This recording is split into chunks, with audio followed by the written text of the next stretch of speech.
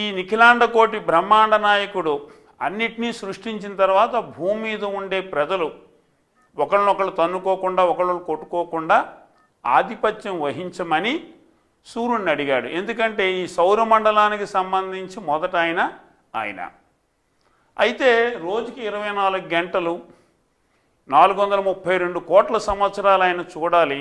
అది కాకుండా ఆయనకు చిన్న ఇబ్బంది ఉంది. ఆయనకి 2 భార్యలని చెప్తారు, సౌజ్ఞాదేవి, ఛాయాదేవి. వీళ్ళు ఉన్నారని అనుకోకండి, ఉన్నారో లేరో మనకు పక్కన పెడితే సౌజ్ఞాదేవి అంటే వెలుగు, ఛాయాదేవి అంటే చీకటి. ఎవరైనా అరసు వెళ్తే ఆ సూర్యరశ్మికి ఈ తామర పువ్వులు విచ్చుకుంటాయి కాబట్టి పద్మినీదేవిని కూడా ఆవిడకి భారీగా చెప్పారు. గరికపాటి నరసింహ గారు ఇంకో దాంట్లో సంధ్యాదేవి అని అన్నారు. సూర్యుడికి ఎంతమంది భార్యలు అనేది నేను మీకు ఇదమిద్దంగా ఖచ్చితంగా చెప్పలేను.